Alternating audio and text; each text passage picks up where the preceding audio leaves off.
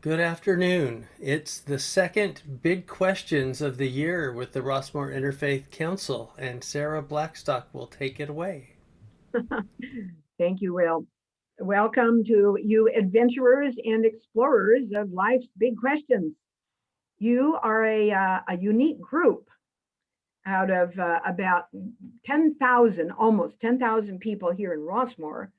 And with a lot more things to do, you have chosen to be here. And I would like to especially welcome Robert Esch, who is from Port Angeles, Washington, involved in Interfaith up there. Welcome. Good to see you, Robert. Thank you to Susie Cole, President of the Interfaith Council of Rossmore, to the Big Questions Committee. Ruth, wave your hand, say hello. Ruth Ahern, Gloria Sunshine, and I don't see, oh yeah, Channing. Oh good, Channing Miller. These three ladies have been a tremendous help in guiding the Big Questions program as we go into our fifth year. And Will has been just a wonderful mentor. I was so nervous when I first got on Zoom to do this, and somehow there's something about Will that is very calming. So I really appreciate that, Will. Thank you to Channel 28 for recording us. It'll be on Channel 28 here in Rossmore in, I guess it takes a couple of months. The big question for 2021, for the whole year, what is the purpose of life? For many of us this past year, our primary purpose was to just get through it safely, with as much of ourselves intact as possible. This big question can be answered in many ways, on many levels, and for many different reasons: biological, sociological, psychological, philosophical, cosmological, and spiritual. Interests you. And maybe these are not so separate as they might appear. We could say they have the same purpose, which is perhaps to explore our humanity and why we are living and how we are applying why we are living to everyday life. I recently saw a thought-provoking movie, and I try not to recommend movies very much, but I would like to recommend My Octopus Teacher. How many of you have seen it? Raise your hands. It's just a wonderful, wonderful movie. You would never know from the title. There are many interesting comments that could be made about this movie, but for our purposes here, the purpose of the octopus's life, which is about 1 year long, was to produce 1 million progeny, only a portion of which would survive. Now, maybe some live on this level to reproduce life, but that would not be a purpose which would satisfy most of us. We desire more than that. We as humans are able to go beyond just instinctual drives. We are given the gifts of self-reflection, self-consciousness, and a desire for self-realization. And this is a part of the exploration of this question. What is the more in life that we desire and search for? The Japanese have a concept which is central to their culture. It's so much fun to say, ikigai. Ikigai. What is the meaning of life? What gives life purpose?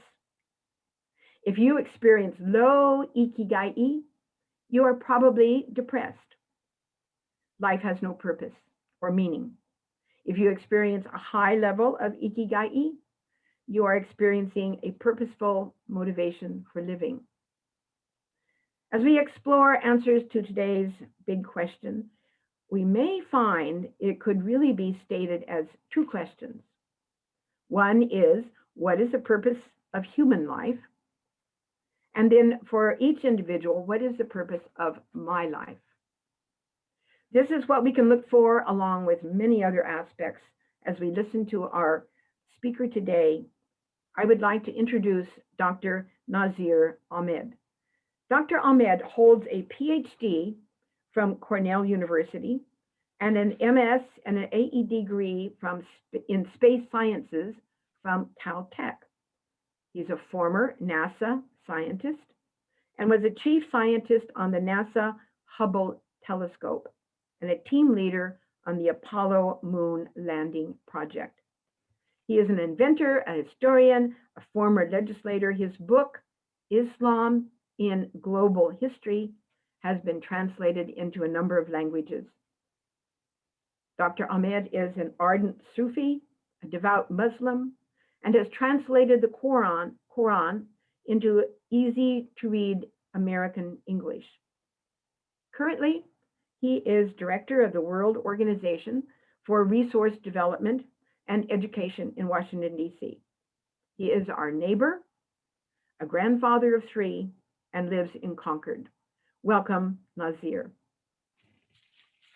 Thank you, Sarah, for this introduction and for this wonderful opportunity to be with our fellow seekers of truth at Frostmore. We expect an international audience today, and it's always a privilege to engage in a conversation with such a distinguished global assembly of scholars. The question that is posed in this seminar is, what is the purpose of life? It is indeed a profound question, which in turn opens the door to many questions. Every human being asks himself or herself at some stage in his or her life, who am I? Why am I here? It was perhaps the question that the first human who walked on this planet asked himself or herself when he or she became aware of his or her own self. So for the next 30 minutes, let's hold hands together and embark on a journey to explore the possibilities offered by this question. It is an exhilarating journey that will take us from the innermost recesses of our souls to the farthest galaxy in the known universe. We'll occasionally pause on this journey as if we are on a lookout on a windy road in a lush forest leading up to a mountaintop and savor the panorama that each lookout offers. We ask, what is the purpose of life? The immediate riposte to this question is, must there be a purpose? Is it not possible that life has no purpose? And then, must there be only one purpose? Is it not possible that there are a host of purposes?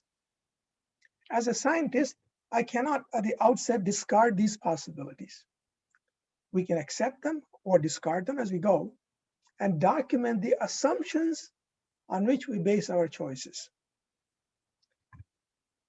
Our question will cut across multiple disciplines: science, philosophy, religion, sociology, astronomy, anthropology, and mathematics. Sometimes our path is paved and smooth. At other times, there are large and treacherous craters over which we jump with wings of faith. What is life? What is the cosmos? Did the cosmos produce the human? Or is the cosmos something that we have produced, a mere dot in our brain? What makes us human? These are supplementary questions, and we must answer them if we are to take on the grand question, what is the purpose of life? I caution you at the outset that the answer may seem to be elliptical. The purpose of life is life itself. The destination becomes the starting point, albeit at a higher plane, like an infinite helical ladder ascending from the earth to the heavens. Let us start with the known universe. We do not know if there is one universe or multiple universes, whether they exist one on top of the other like a skyscraper in New York City, or in series like houses on a street in a suburb. There are 2 billion galaxies that we know of. Each galaxy has 2 billion stars, give or take a few 100 million. Somewhere at the edge of the known universe is a mid-sized galaxy, our own Milky Way. And around its outer reaches is a mid-sized star, our own sun. And here we are on planet Earth, a speck of dust floating in the vast expanse of space. And on this speck of dust, there are 7 billion of us, each with an ego that extends from San Francisco to London and Paris. The human has been around a few 100,000 years on this planet. If we were to plot the lifespan of the human on a canvas of the cosmos, we do not deserve even a dot on a landscape that extends from horizon to horizon. If this description does not cut us down to size, what does? We have now arrived at a first lookout on our journey. We pause and we ask, does the cosmos have a purpose? Or is it a purposeless collection of gas and mass and energy? Is the appearance of the human on this earth, which is tucked away in a secure niche in the womb of the solar system on the outer edges of a not so imposing galaxy, a mere chance? Or does it have a purpose? Even if we assume that life exists on other parts of the universe, the probability of conscious life like our own would be of the order of 1 in a trillion. At this juncture, as seekers of the truth, we have a choice. We can either assume that life on this planet is a mere chance, even if it be 1 in a trillion, or affirm that the odds are so overwhelming on the other side that life on Earth does have a purpose. The first choice, the first flight of faith, if you would, the first affirmation we make is that the cosmos does have a purpose. And further, the appearance of the human on Earth has a purpose. In making this choice, we do respect the opinion of those who maintain, despite the odds of 1 in a trillion, that life has no purpose. We respect them. Let us continue our journey and turn our attention to the individual, to you and I. A little reflection will confirm that our individual appearance on the canvas of history is a sublime event. If the chances of life on Earth in the cosmos are 1 in a trillion, the chances of each of us appearing in history are 1 in a trillion, trillion, trillion or more. Consider this. And I crave your indulgence here, as this is an adult discussion. The fertilization of an egg in a mother's womb requires only 1 sperm. In an intercourse, there are millions of sperms, each competing for that egg. Each of us in this audience won that competition in our mother's wombs, leaving behind millions of our brothers and sisters who did not make it. That is only one generation. If we assume that the human has been on this earth for 200,000 years, give or take a few tens of thousands of years, that's about 10,000 generations. The chain of transmission from the first human to an individual who is alive today gives us a probability of 1 in a trillion, repeated several billion times. Each of us has 30 trillion cells. Each cell, a complex factory with a unique DNA. Each loop of the DNA has enough information in it to fill books stacked up from ground to the top of a tall 500-story building. Here again, we can pause as if on a lookout and ask ourselves the question, is there a purpose to my life? We have two choices. One is to assume that life has no purpose, even if the choice is based on the probability of 1 in a trillion, repeated several billion times. Alternately, we make a leap of faith, stay on the safe side of probability, and affirm that our individual lives do have a purpose. The fact is that each of us is unique. Each of us is unique. From the appearance of the first human till the day our species goes extinct, there will be no other human exactly like us. You are beautiful, so am I. You are beautiful, so am I. Each of us is a unique, irreplaceable diamond in a canvas studded with billions of unique, one-of-a-kind diamonds.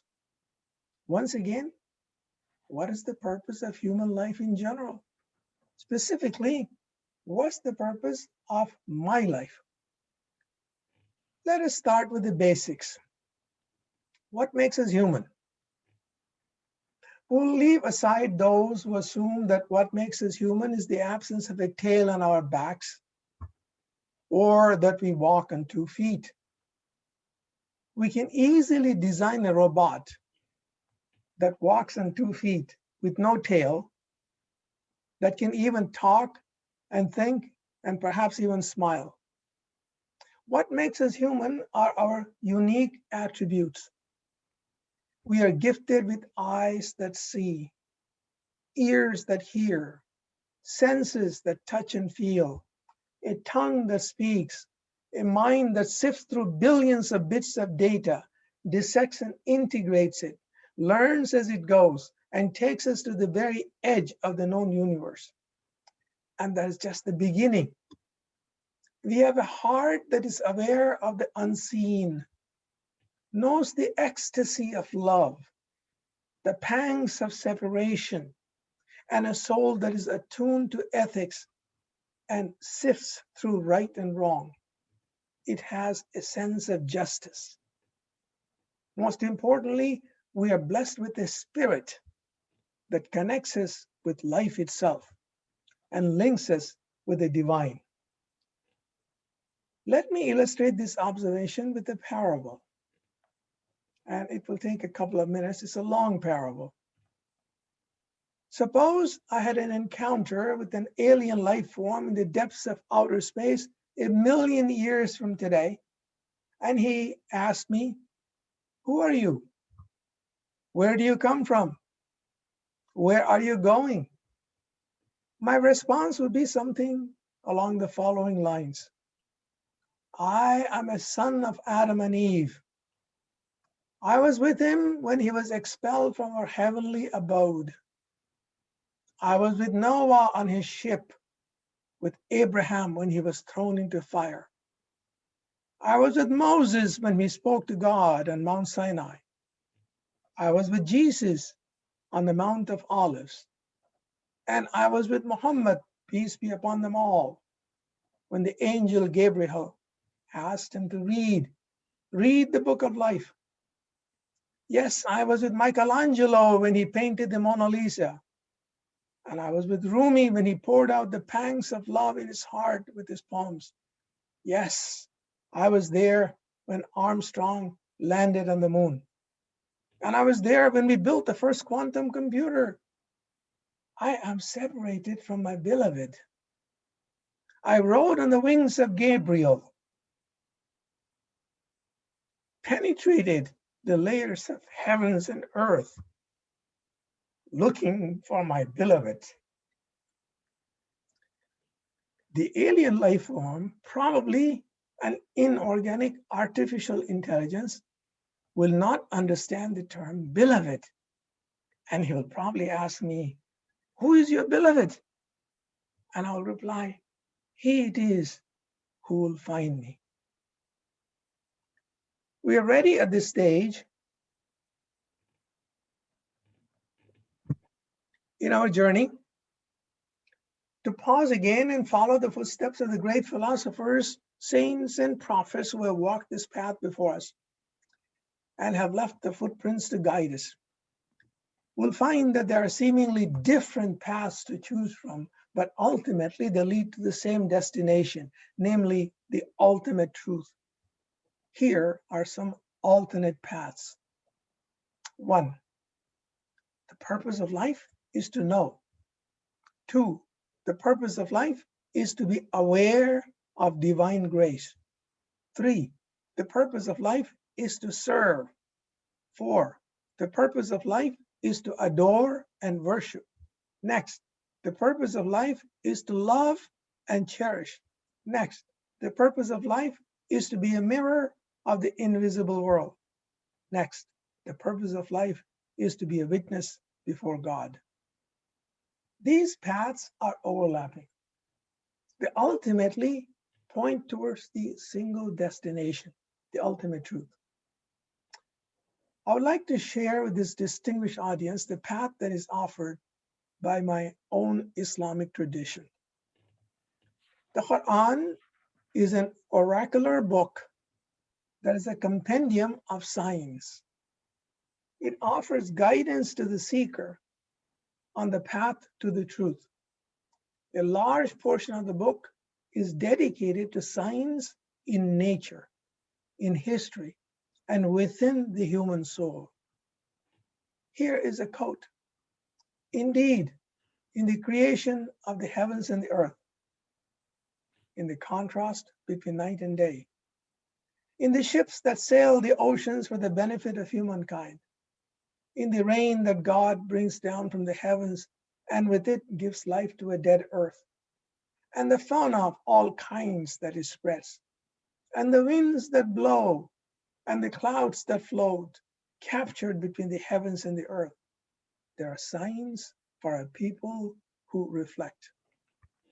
The Quran affirms that the cosmos itself has a purpose.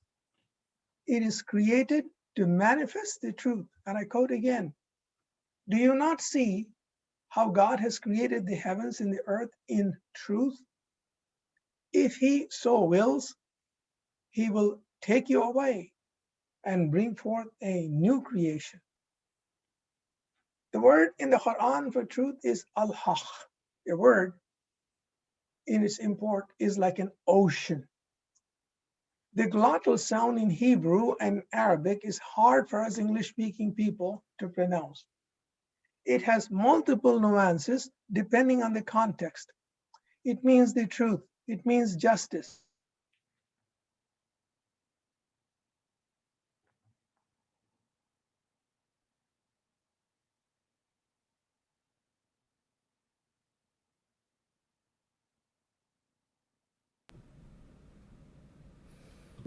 In meaningful, in-depth talk.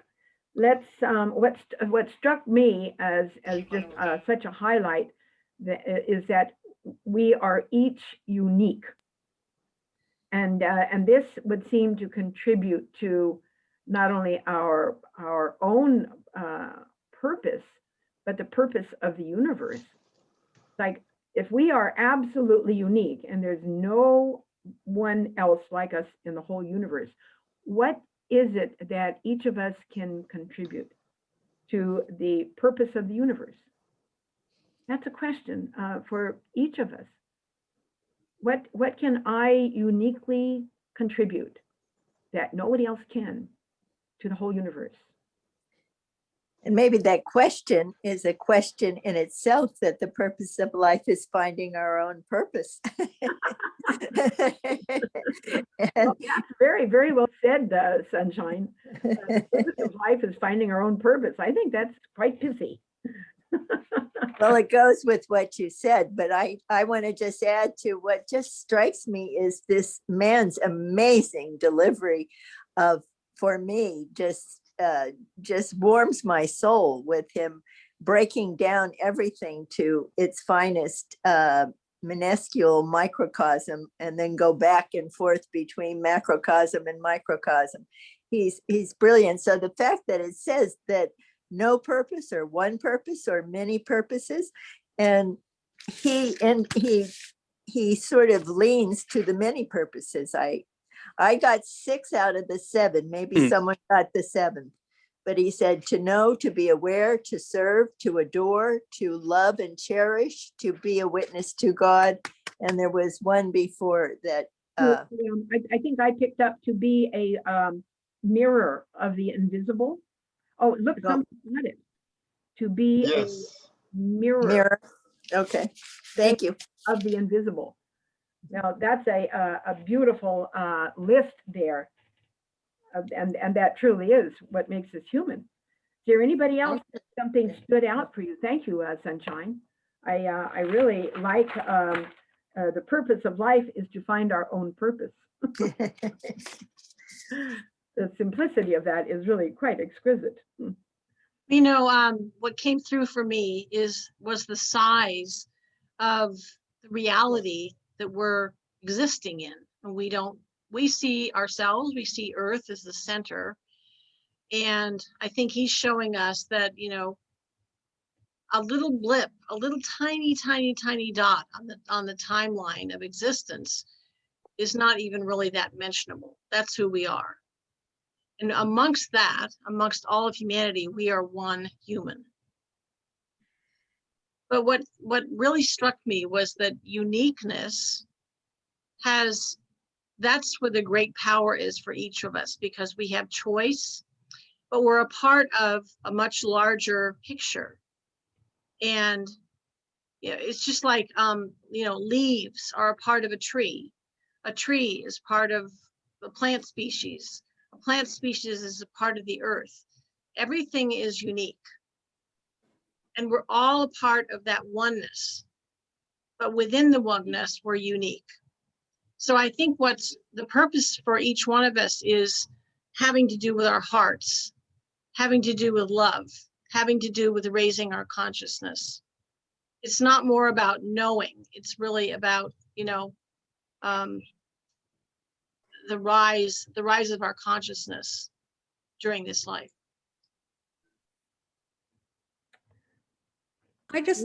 What I picked up, it's just been so beautiful so far. I hope he's back real soon.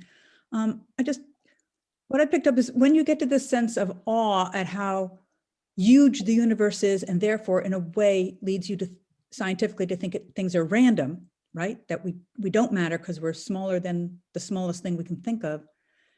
He still says that in order for us to think of ourselves as having purpose, it takes a leap of faith. It's just as easy to say uniqueness doesn't necessarily have to mean purpose. A leaf on a tree can be unique, but maybe it doesn't have a purpose. It could be replaced by a different leaf. I mean, I often think, what if a different sperm and egg had been combined? There would be a different person, the earth, and I wouldn't exist. So that gives me a sense of wonder and awe of what do I want to do since I'm here? But if I wasn't here, then there would be another person who would have a sense of purpose. So, oh, he's back. I'm going to stop. Okay, well, thank you, Deborah. Welcome back, Nazeer. We were just kind of discussing the richness so far of your talk. So please, you're back in. Go ahead. You're muted. You're muted. You're muted.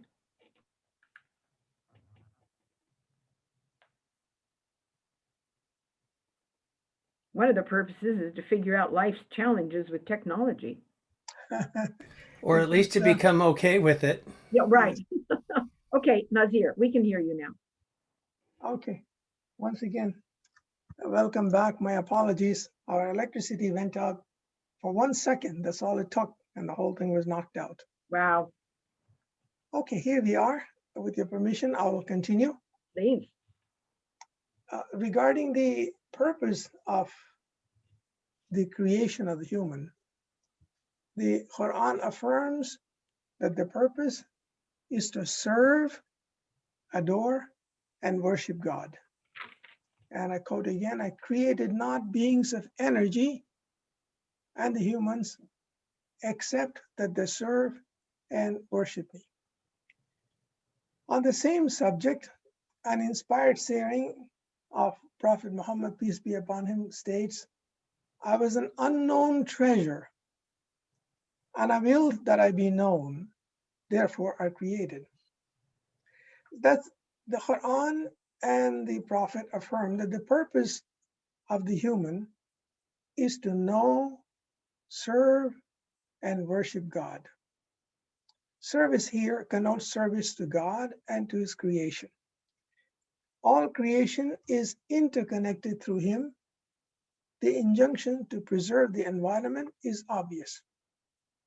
The human is uniquely and singularly qualified to discharge this responsibility as he is the trustee of the divine spirit on earth. The Quran explains it does. Behold, we offered the trust to the heavens and the earth and the mountains, but they declined to carry it as they were afraid. But the human accepted it. Indeed, he was unjust to himself and foolish. The trust that is offered is the spirit, which was breathed into Adam when he was created, and which we inherited as the children of Adam and Eve. It is the spirit that bestows transient existence upon us in space-time and enables us to live, acquire knowledge, serve, love, speak, struggle, triumph, achieve, adore, and worship. In short, to be the mirror of the invisible world and to maintain the hidden treasure, namely the truth. There is a parable in here, but I think I'll skip the parable and go on to the rest of the presentation.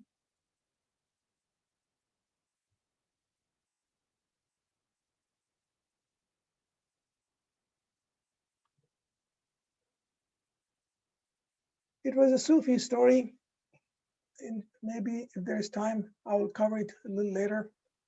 There And will the be. moral of the Sufi story is that the king of all kings, God himself, decrees that the purpose of creating the human is to serve. Service is a mandate from the heavens. If every person served his neighbor, there would be no hunger in the land and no despair. Would it not be a heaven on earth if the black and the white, the Hispanic and the Asian served one another?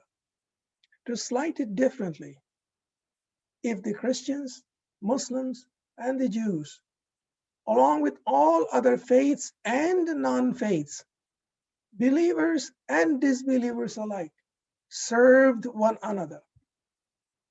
We as humans need one another. I need you to know myself. Without you, I do not know who I am. In my Islamic tradition, the Quran explains it this way. O humankind, we have indeed created you from a male and a female, and made you into nations and tribes so that you may know one another. Indeed, the most noble of you in the sight of God is the one who is the most righteous amongst you.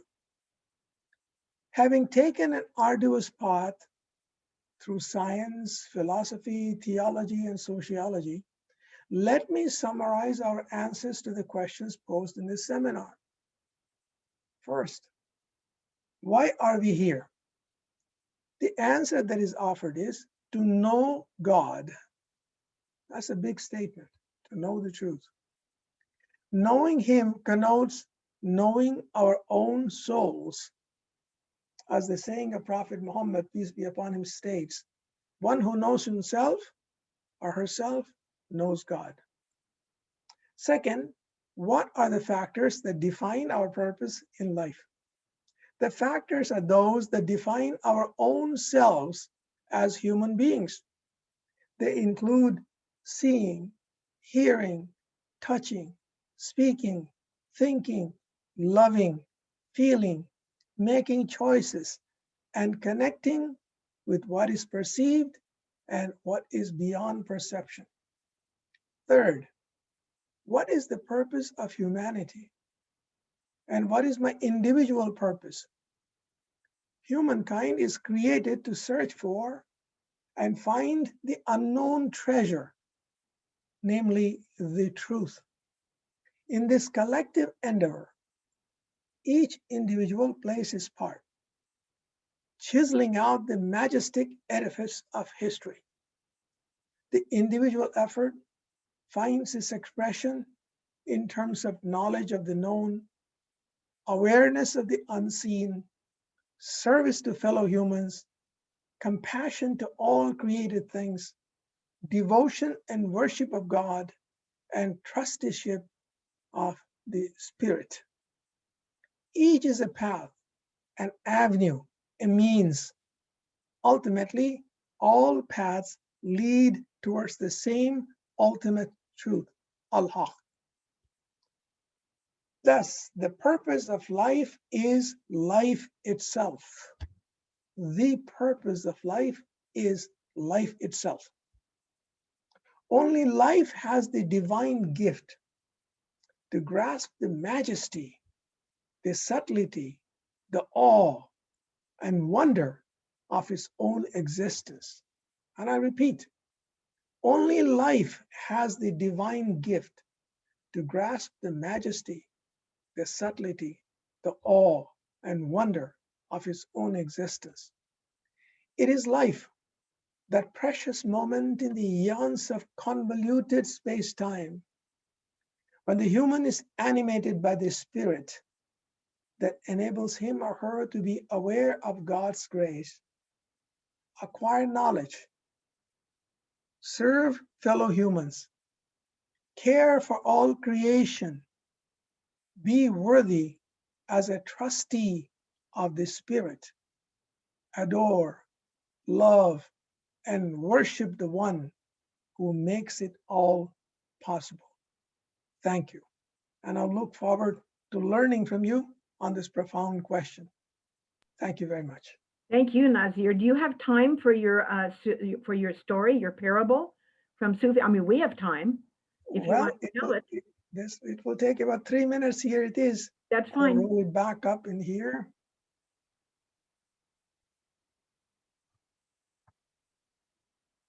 It is a Sufi parable. I remember at a conference in 2007 that was presided over by the Dalai Lama in Amritsar, that was in India. I shared this parable because I was one of the invited guests. When it was all over, the rabbi, who was also a friend of mine, he came up to me and he said, Nazeer, that's a Jewish parable. But anyway, here it is. There was once a kingdom, vast and rich, not unlike our own, extending from ocean to ocean. God had blessed the realm with rich soil and plentiful rain. Snows melted from the tall mountains, forming rivers that irrigated the lush plains. Fountains gushed forth from the earth, creating streams that laced through the land. Gardens graced the kingdom from one end to the other. There was plenty of fruit, and crops were bountiful. Yet the people were unhappy. The crops were plentiful, but there was hunger in the land. The shops had plenty of goods, but the merchants cheated. The functionaries of the king drew huge salaries, but they extracted bribes. The priests said their prayers aloud for everyone to hear, but they preached hatred. The guards had become oppressors, and the guardians of morals had become the worst offenders of morals. Women were abused, and the children were abducted and sold in faraway lands for pittance. The king was concerned about the state of affairs. So he summoned the Grand Vizier and asked him, "Why are my subjects so unhappy? God has given my land plentiful rain and abundant crops, but the people are poor and hungry. The mosques and temples are overflowing with worshippers, yet there is hatred at every corner. Why is that so? Not unlike our land today." The Grand Vizier reflected for a moment. "Sire," replied the Vizier, "grant me 2 banquets, which you will grace with your presence. I'll show you the malice that eats up your Majesty's realm." The king was puzzled. What does this wise old man have up his sleeve, he thought. But he had confidence in the judgment of his vizier. "Let it be so," declared the king. The day for the first banquet was fixed. Royal heralds were dispatched to the towns in the far-flung realm that the king was hosting a royal banquet for the officials and the professional religious men who officiated at the prayers in the temples and the mosques. On the appointed day came the professional priests and the bureaucrats on their horses and chariots, dressed in their best, their mustaches trimmed and their beards tended. They decorated their horses and adorned their chariots to look their best and gathered at the door of the banquet hall, pushing and shoving each other to get in the front of the line. The vizier arrived, surveyed the crowd, and to test their ego, asked each of them, "Who is the leader amongst you?" To a man, each one answered, I am the chief amongst all these people. I deserve to sit next to the king." The king was ushered in from a side door, away from the jostling crowd, and was seated on a golden dais. The door was open for the priests and the functionaries.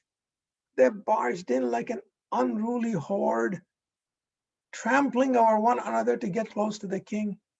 Chairs were toppled and there was a bedlam. The king watched in silence, wondering why the vizier had invited such an unruly mob into his presence. The vizier ordered that everyone be seated so the food could be served.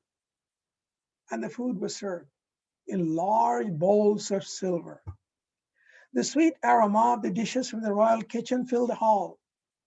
Then the spoons were brought in. Each spoon was 4 feet long.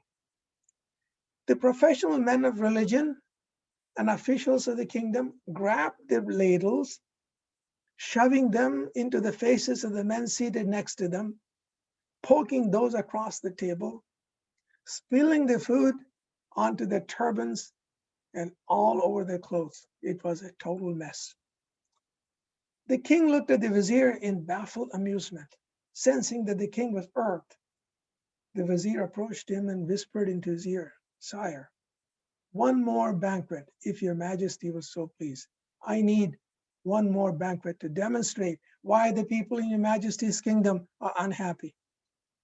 The next week, the word went out that the king would host another banquet, this time for the true men of faith, the saints who lived on the outskirts of towns, spending their time in the remembrance of God, earning their bread by the sweat of their brows, and serving fellow man. On the appointed day came the saints on foot in the clean, white, long, flowing robes. Their hearts were as much without blemish as were their robes. As they arrived at the door of the banquet, they greeted each other, "Peace be with you," and stood with folded hands, one behind the other. The vizier arrived and asked the man at the head of the line, "Who amongst you is the leader?" "My brother behind me is my leader," answered the man. The vizier then asked the next man, "Are you the leader of these men?" "My brother behind me is my leader," answered the second man. And so it was, until the vizier asked the last man in the queue, "Who is the leader amongst you?" "Did you not meet him?" came the answer. "He is the one at the head of the line." The king was ushered in from a side door and was seated on the royal dais. The doors to the banquet hall were flung open. The men of true faith, the saints, entered one at a time with great humility and respect, bowing to the king. And they were seated, the first man occupying the last seat first, until the man who had arrived last was seated next to the king. The royal dishes were served and the long ladles were brought out. The man at the head of the table said, "Bismillah," in the name of God. Each man carefully reached out for a ladle and with great care fed the person across the table. Not a drop was spilled and not a turban ruffled. They fed each other in silence, savoring each grain as a blessing from God, from the heavens, until the man at the end of the table concluded the word of gratitude, "Shukrullah," thanks be to God. And that is the moral of the Sufi parable. Serve. Thank you. I guess it is also a Jewish parable too, right? Yes, that's what I was told. I'll take it. It could be Christian parable or Buddhist parable, any parable, as long as we learn from it. Oh, that's so wonderful. Thank you. That definitely should have been included. So here we are with this richness of ideas that Nazeer has presented us with. And we have, we have about 40 or so minutes to share our own thoughts and our own questions on what Nazeer has said, and also from our own hearts and our own spirits and our own paths. And you can also, this is the time to ask Nazeer questions. It's so rich that you may wish for him to unpack some of the ideas that he shared with us.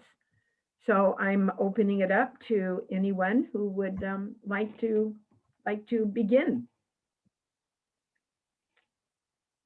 And you can, use your hand, or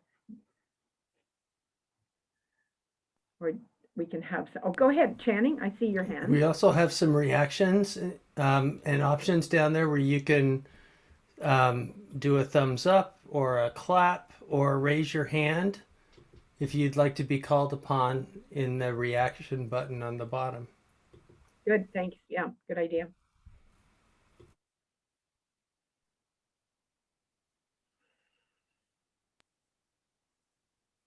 I'll ask a question, Sarah. Go ahead. Hello, Dr. Ahmed. This is Channing. How are you? I'm fine. So lovely to hear you again. And nice to see you once again. Thank you so much. I guess what you presented today is so all-encompassing. It's very integrated, which I like very much. It's not just looking at one view, it's really looking at a much broader view. And I guess my question has to do with what advice would you have from your presentation today, or even in addition to that, what advice would you have towards helping humanity to raise consciousness and to open our hearts so that we can better serve each other?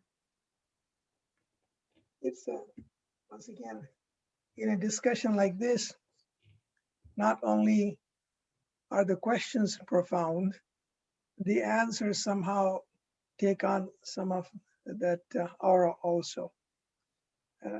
Advice is not the right word, but we can share our experiences. And my view is that each of us is given a certain path. We are given a certain mandate, a certain thing that we have to do. And it depends on the context, depends on what God has given us. Some of us are good in one thing, some of us are good in another thing. Whatever attribute we have, whatever gifts we have, we must share and serve the best way we can. For instance, if one is a teacher, the gift of knowledge is what that person imparts to his or her students. If one is a worker, whatever work he does, he has to do the best he can. Even in simple interactions between each other, if we do the best we can, excel in what we are doing, serve the best way we can, even if we just a cup of tea to a friend or a kind word to a neighbor, whatever it is that we can do to serve, that is something that I would wish to share with everyone. It depends on who we are, where we are, what mandate we have, what capabilities we have, what context, what times we live in. We should do the best we can to serve. Serve your neighbor, serve your those who are above you, those who are below you, serve those around you. Serve. Ultimately, if each one of us serves the other, then we are all served and we serve God. Like in your parable, there's one way that we can all serve. We can all smile. And I've found that, say like, going to the grocery store, not many people smile, but it's a magic thing to do when you walk past somebody and you just smile. And it's so simple, and I've made it kind of a practice because it's just such a joy to see the expression on the face of the person that you've smiled at. Simple.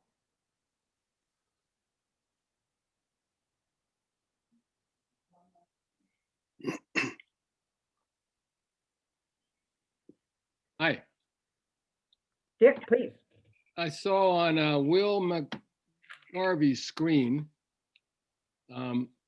Will, if it says something about kindness. When say something, Will, and you will show up and we can see what it says on your board behind you about kindness.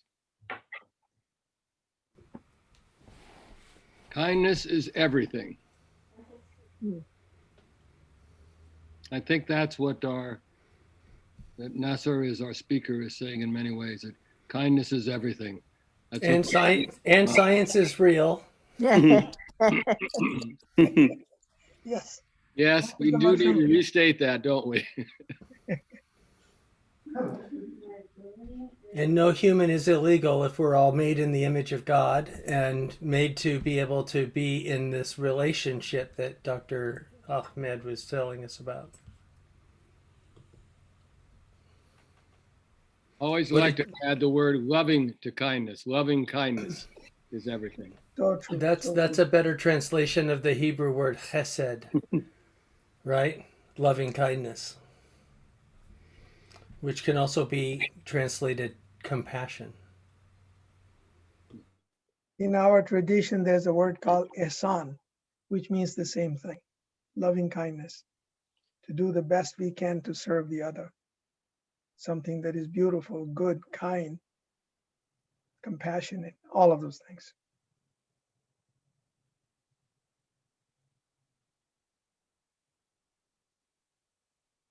In my tradition, my current tradition, we call that mindfulness. Yeah.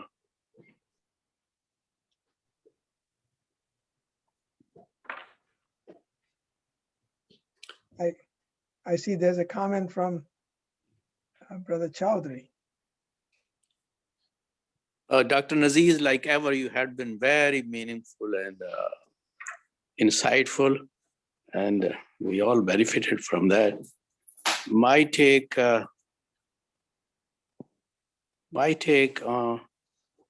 what I learned is that living with a purpose actually is a favor that we do to ourselves, in the sense that purpose fills some meanings in life. It becomes a source of all that struggle that we make in life. Even in ordinary life, we don't do anything unless we have some purpose behind that. Why we do it? Why I go out for a walk, or for shopping, or dropping the kids at school, or for anything. So the purpose is always there. You take out purpose, this is all wandering then living the way we want. And that's one of the tragedies, I think, taking place right in front of our eyes, is that the purpose of life is now getting diminished, and it's a waywardness. Now it's all walk away wherever you want. So life is taken like, Umar Khayyam would do, eat, drink, and be merry. For tomorrow you are going to die. So it's Epicurean kind of philosophical meanings that are being put in life.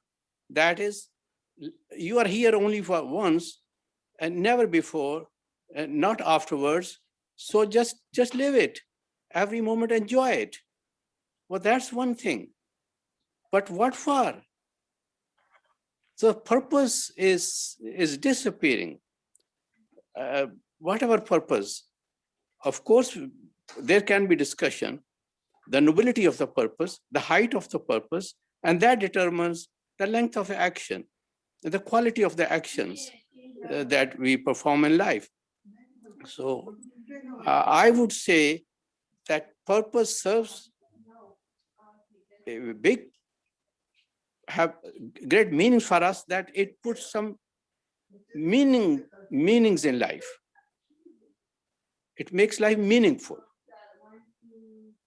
We call it, like a service, loving others, being kind to each other. These are spiritual aspects, but in otherwise too, without purpose, it's just like, road map. There's no road map in life. Why are we here? What are we heading for? So of course, whether we are religious or we are not religious, but the point is, the purpose is always there. And that determines the quality of the actions that we do in life. And unfortunately, it's purpose that is being now targeted. It's just like, just enjoy, have fun. Well said. Purpose is that ladder that connects the earth to the heavens. And without that ladder, we dangle between the earth and the heavens. That would be the summary of it. I concur with everything that you have said. Yeah, that's true. So Dr. Ahmed, it seems, Okello, do you want to ask a question? I was just going to lift up that you lifted up service as one of our prime reasons for existence. But Okello, you want to go? Yes.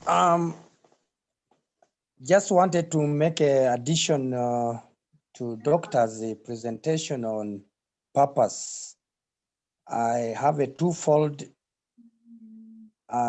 thing that I've picked from him, that we can live with a purpose to please our Creator, and anybody who creates something, you expect that that thing you have made will serve the purpose you have put it there. So if we believe our God, Creator, is there did not make a mistake to create us, we are living to please Him. Now, the second part is we live for others. We live to be kind to others, but I would use the word still, please others.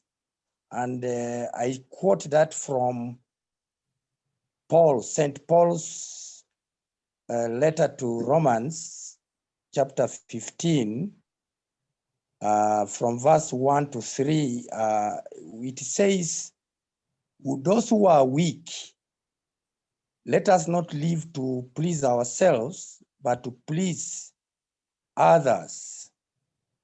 And then the second part talks of, let's not live to ourselves, but to please our neighbors.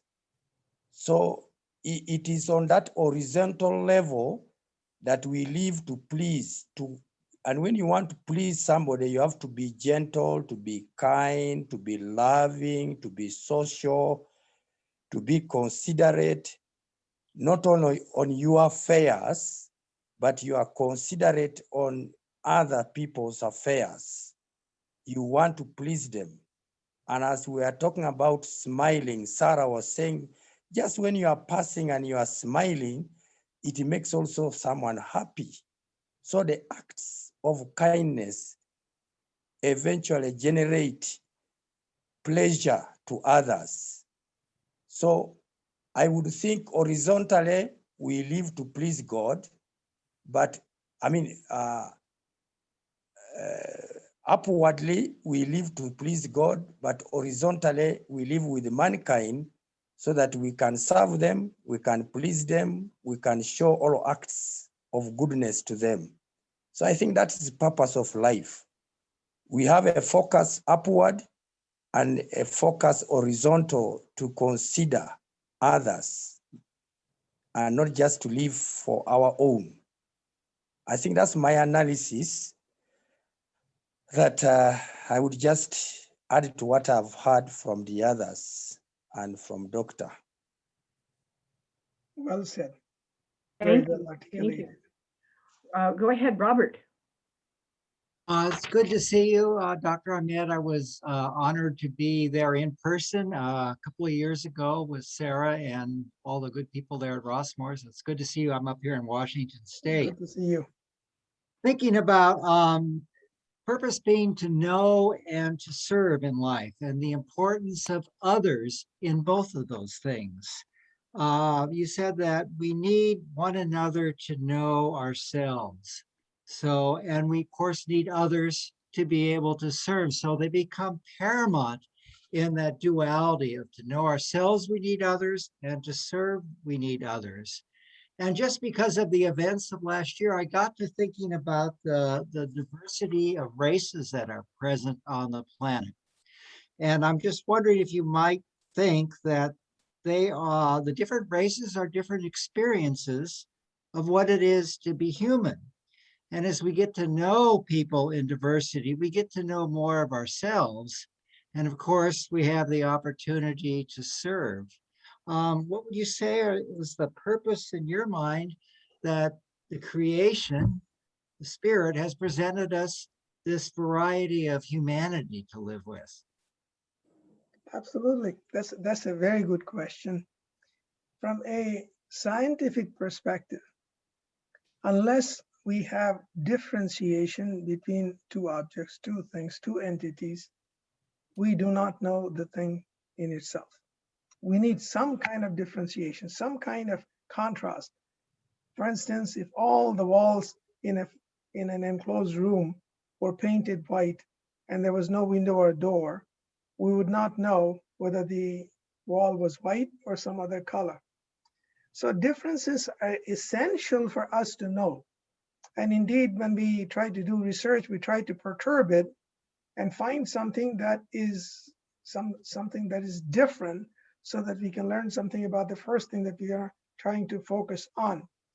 So the good Lord, when he created us, when he created the cosmos, he created with diversity so that through the diversity, we get to know the cosmos and understand that in the diversity, there is that unity, there is a single hand. You mentioned color, for instance. That's beautiful. Each color is beautiful in its own right.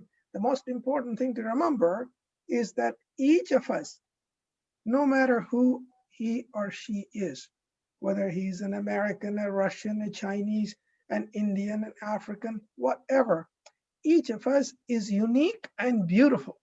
That's something we always forget. Namely, that never in history has there been a person like us, and never will there be another person like us. That's how beautiful we are. Absolutely stunningly beautiful. Every child is beautiful. Instead, we focus on little small things. Well, he's whatever, his nose is this, his ear is this, whatever. So your point is very well taken. Diversity enables the perception of things and facilitates knowledge. Without diversity, it's impossible to learn. That's why I need you. I need you to be different. Let me share this with you. You know, I gave a similar talk when I mentioned the conference in 2007 in Amritsar that the Dalai Lama chaired. I gave a talk similar to this and ended up by saying, I need you. The Dalai Lama was so impressed by it, and he liked it so much. On his way out, I was seated, I was standing, we were all greeting him as he was walking out. At the end of one of the lines, he just grabbed me by my left hand, and he says, come with me, I want to talk to you. I liked what you said. So he dragged me to his chamber, and in the chamber, there were just four of us, me, him, his assistant, and there was another gentleman who somehow barged in.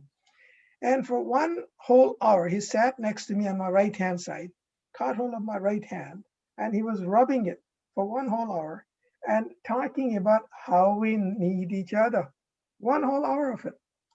Then when it was all over, I think I called up my wife and I said, you know, guess what? I spent an hour with the Dalai Lama. She asked me, did you take a picture? I said, no, unfortunately, I didn't take any picture. So yes, I need you. We all need each other. Linda, go ahead. Thank you for this talk and for the beauty of what you're just saying.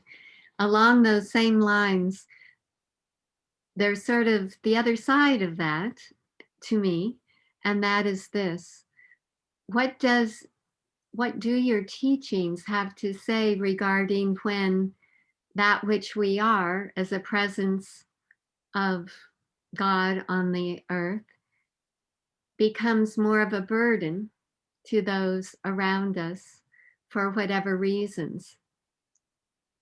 At what point, since life itself is the expression of God and life, the purpose of life is life itself, we're living now when we become perhaps demented, as unfortunately, my family had that, my parents, one of them, and life became extremely miserable, not only for my mother, but for those around her for a very, very long time.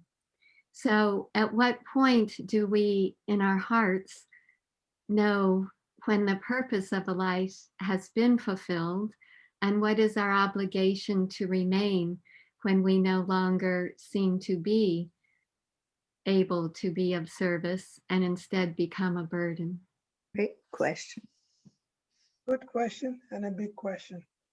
Burden is man-made. It's a human condition. It is not God-made. If we served each other, if we looked upon every predicament as a challenge, as an opportunity to serve, as an opportunity to rise up and be more than what we are, then that which we consider a burden becomes a challenge, a blessing. For instance, somebody is sick. It is possible that some people may consider that person to be a burden. Jeeves, this person is sick, and how are we going to take care of this person? But if we take that as an opportunity to learn, as an opportunity to serve, then we say to ourselves, thank God I have the opportunity to serve this sick person. Isn't it true that all of the great sages, the prophets, served sick people? Yeah, that's the story of Jesus. That's the story of Muhammad. That's the story of Buddha. That's the story of all the great people. When you really listen to them and follow their footsteps, that's what they were doing, sir. namely that which we consider a predicament, a disaster, a burden, is an opportunity to learn, an opportunity to serve. A very small example I would present to you with your permission.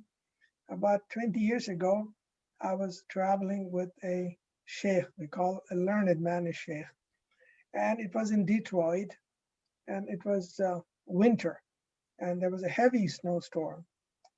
And all the planes were canceled. This was the nighttime, about 7, 8 o'clock or so. And people were so concerned. Everybody was running around waiting to make a telephone. There were no mobile phones at the time, but there was a big line calling up their families and saying, well, do something. Or the companies, my $1 million tomorrow, what's going to happen to it? And the sheikh just sat there and said, what is God trying to teach me from it? So every predicament, every challenge is an opportunity for us to learn and grow, is an opportunity for us to serve and get close to God. Were it not for sick people, who would we serve? Were it not for the poor people, who would we give it to? If it not for the people who don't have it, who do we? These are there so that it creates an opportunity for us to be more than who we are. So it's a man-made situation, burdens. But on the other hand, if we looked upon it as an opportunity, we would thank God. Shukrullah. Thank you, O Lord, for giving me this opportunity to serve this sick person, for this opportunity to feed this hungry person, for this opportunity to give a coin or two to a man on the street, a woman on the street, or to take care of this child, etc.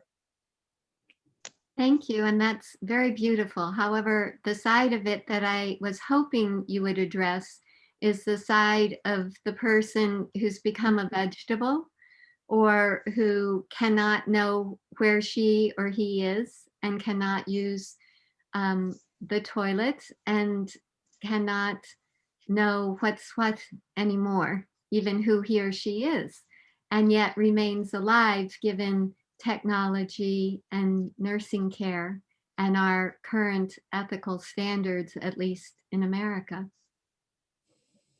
It's a good question. It's a good ethical question. Really quick. Big question. This is a question that all of us face when our parents, grandparents, whoever it is in a hospital, dying or whatever, when we have to pull the plug. Is it the appropriate decision for us to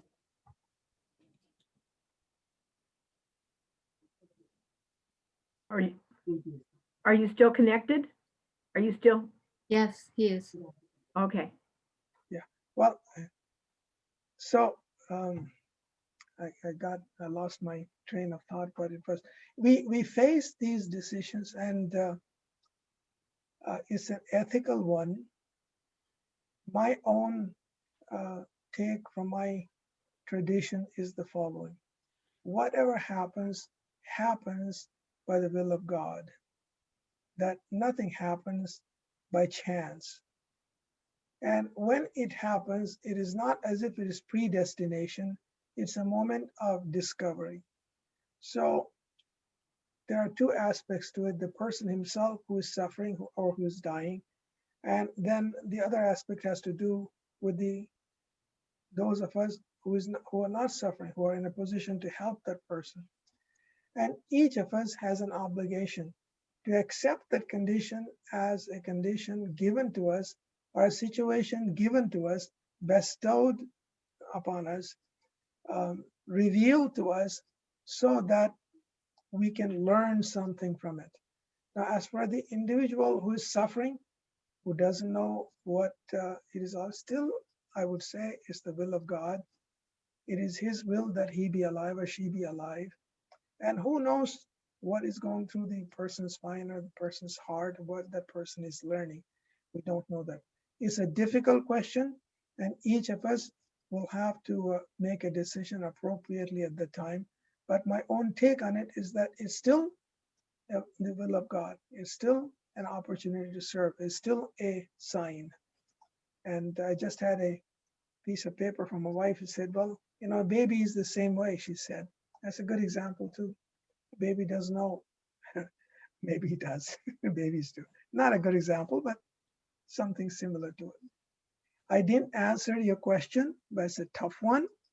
And each one will have to make the decision based upon our ethical standards. My own standard, my own tradition teaches me that it is still the will of God. It's still that that person be alive, and his moment or her moment has not yet arrived. And when it does, that person goes. Until that time, it's my obligation to take care of that person. Thank you. Linda, thank you for the question. Now, it reminds me that that might be a big question that we should deal with in the future. A big question about life and death and how to exit this planet. We have about 10 more minutes, folks. Please, some of you that have not spoken up, this is your chance to ask a question or make a comment.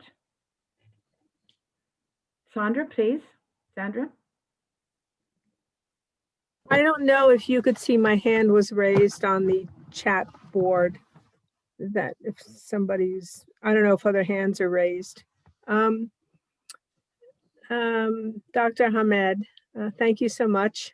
It's absolutely wonderful. I had a cousin who worked on the first lunar module that landed on the moon.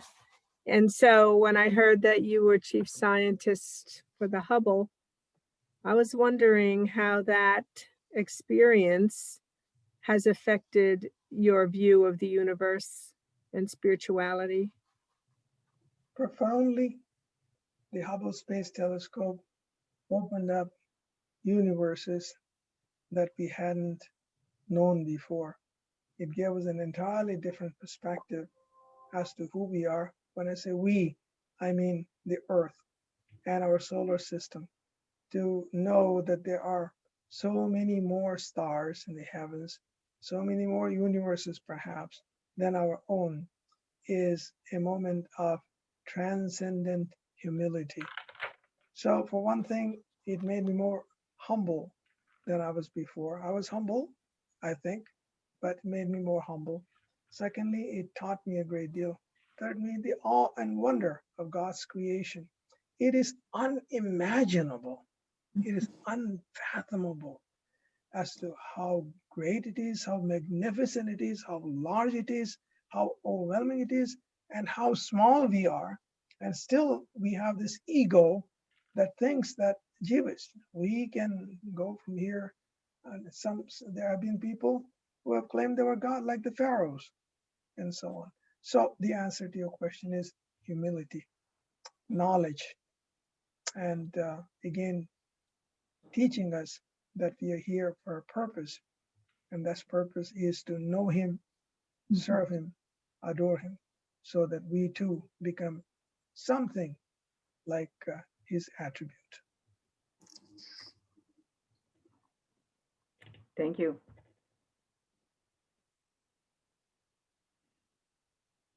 Sarah, so in relation to Linda's inquiry about someone with dementia or who's not really in the present, but then doesn't know people and whatever, I was caring for, in addition to working, but then also caring for someone who had dementia whenever I could, and it was a lot. And she seemed extremely content in her dementia.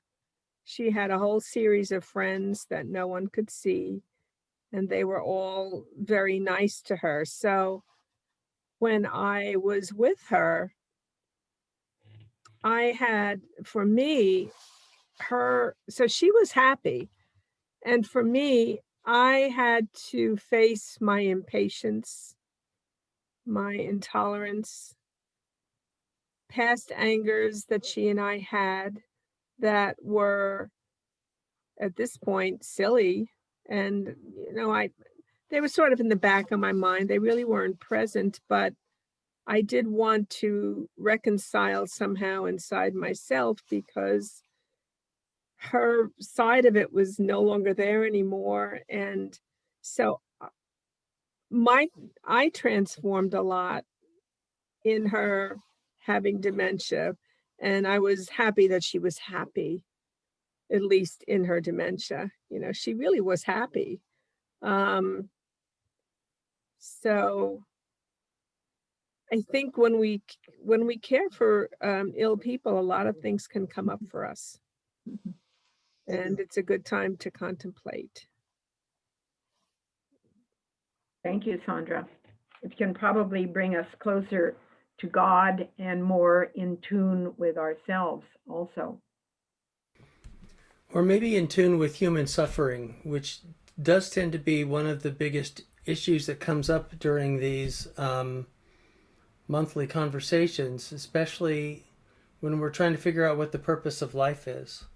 I mean, the purpose of life for my dog is a little different than it is for me. But he's more attentive to my needs often than I am. But what do we do with the suffering of others? What do we do with the suffering of ourselves, especially when we're thinking about purpose? It's easy, it's almost Malthusian to think of ourselves as only having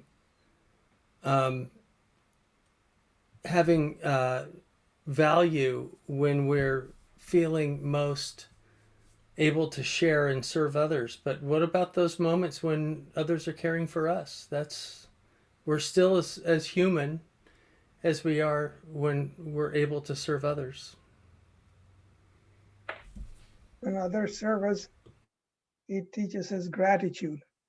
We should be grateful. Like, we should always be grateful for the good Lord. For instance, when we see someone who has a little less than what we have, we should be grateful for what we have, and vice versa. Every person is endowed with something that the other person does not. Every person is unique. No person has come here on this earth with something very special. There is something special about every single human being. We just have to find it. And one of the things that came up for us last Sunday or 2 Sundays ago at our Nurturing the Beloved Community Retreat, based on the teachings of Dr. Howard Thurman and Reverend Dr. Dorsey Blake, who continues to preach in Reverend Dr. Howard Thurman's pulpit in the first intentionally interfaith community in the country, the Church for the Fellowship of All Peoples. He pointed out that our connection to nature, our connection to each other is so central for us to be able to recognize our own humanity while we're recognizing the humanity of others in that mix of service and recognition. And yet at the same time, one of the images that came out to me, because I think we in the West live with a cosmology of hyper-individuality, that maybe we need a worldview that would serve us better that something that recognized the individualness and our createdness and our exemplary nature of the way that God has created us unique as individuals, while also maybe viewing ourselves as more interconnected with every other human and every other animal on the planet than we often do in our Western cosmology, because of the language that we use about I think, therefore I am, this Cartesian dualism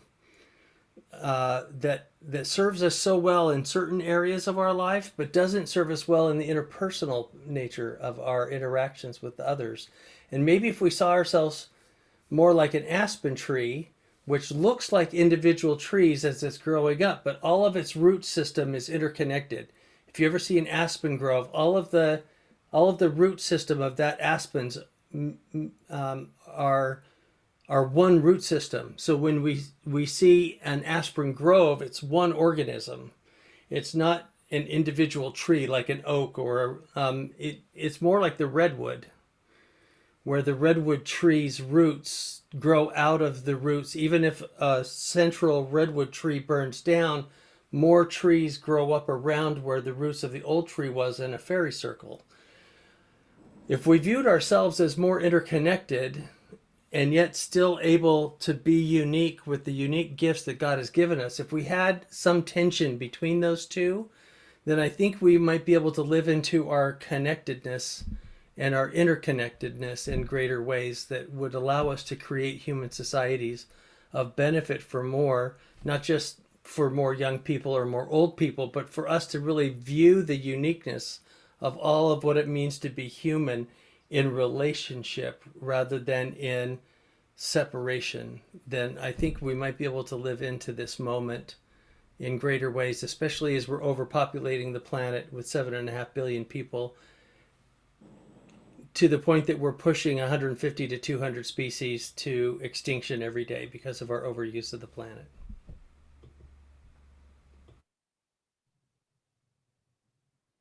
And it would seem to me that the way that we can, at least in my own way of looking at things, my own path, the way that we can see all as connected to us is to see everyone as our brothers and sisters, is to see our whole planet as one family.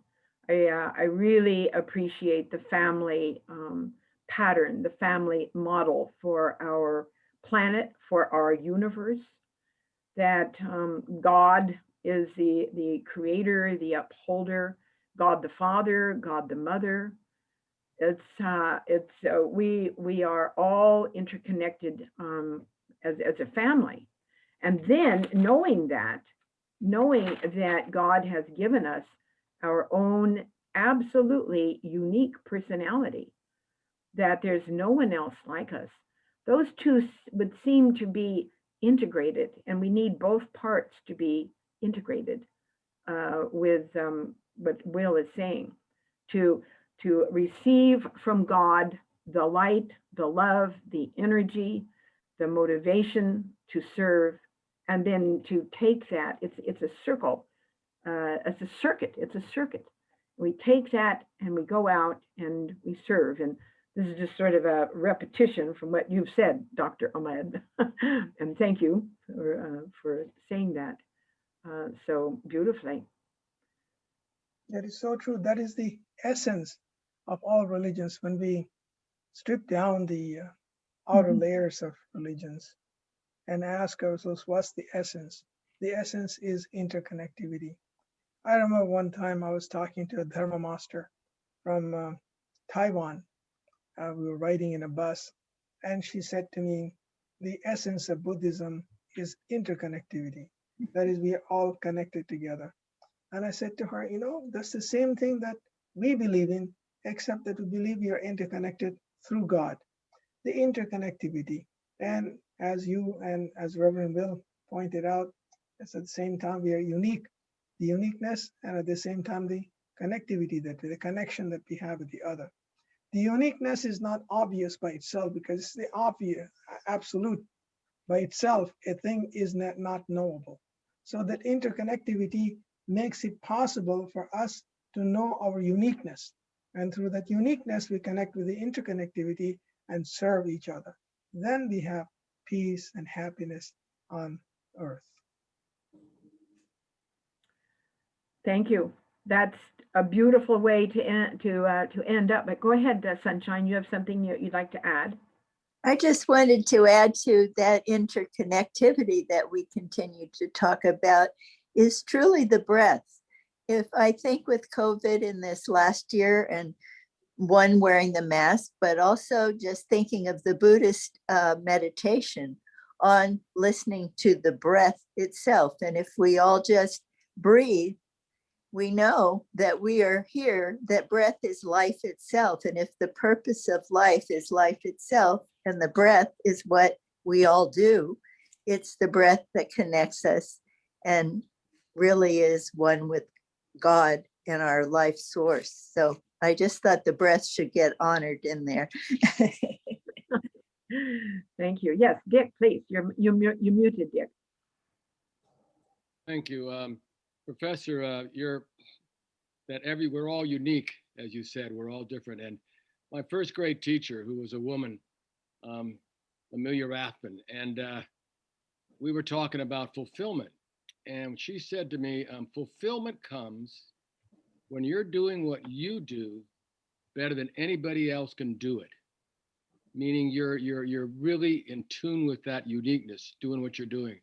And I found that to be a very powerful thing. And I've tried to do that through my years in bicycle retail, for example, and so forth, and now mindful living. And finding that what you can really do well really does bring fulfillment into your life and into those around you, hopefully. So true. Each of us serves God's purpose, and it's a huge mosaic that extends from horizon to horizon, studded with diamonds, and each diamond serves its purpose. And without that one diamond, the landscape is not complete. So whatever we do, we serve God's purpose, and that's the way we should do it. Do the best we can, no matter what it is that we do. Thank you. Thank you, Vic. And thank you, Dr. Ahmed Nazeer. Thank you. It's been so rich and illuminating and connecting.